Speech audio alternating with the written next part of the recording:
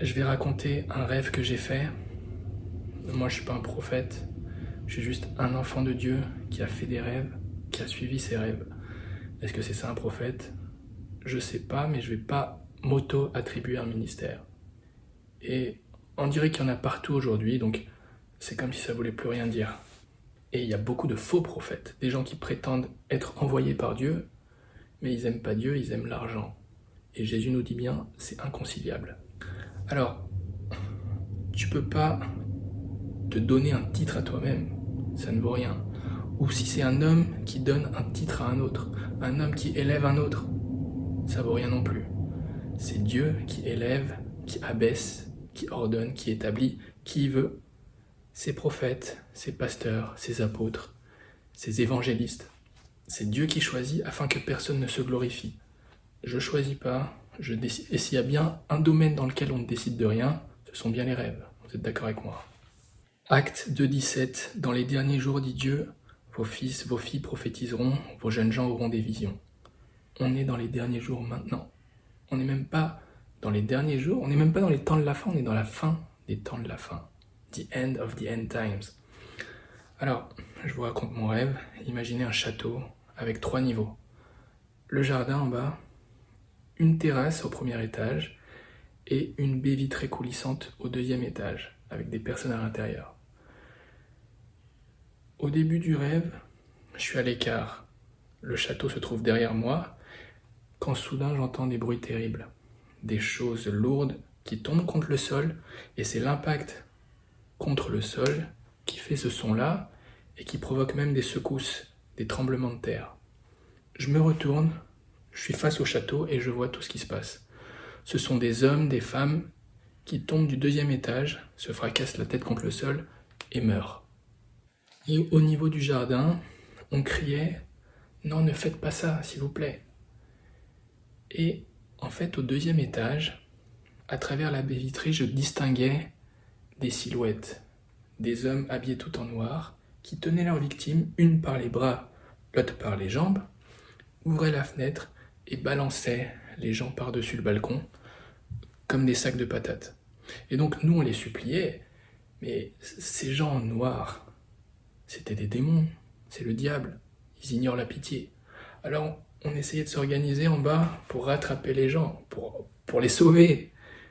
Mais c'était très dur. Je pensais en tenir un à un moment, mais il m'a échappé.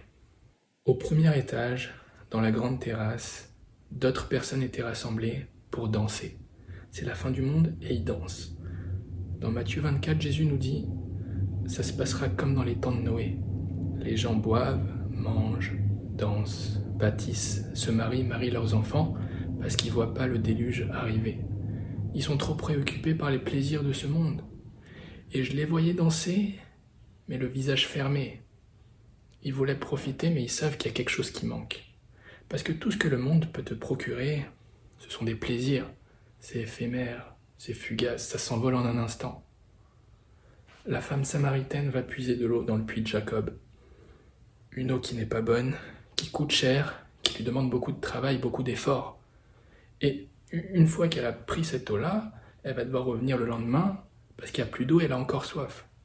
Jésus lui dit « Mais si tu me demandes à moi de l'eau, je te donnerai une eau gratuitement, tu la bois, tu n'auras plus jamais soif, parce que cette eau-là deviendra en toi une source intarissable qui jaillit jusque dans la vie éternelle.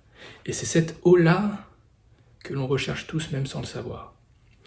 Alors, j'invite les gens au premier étage à venir en bas se rendre utiles pour le royaume.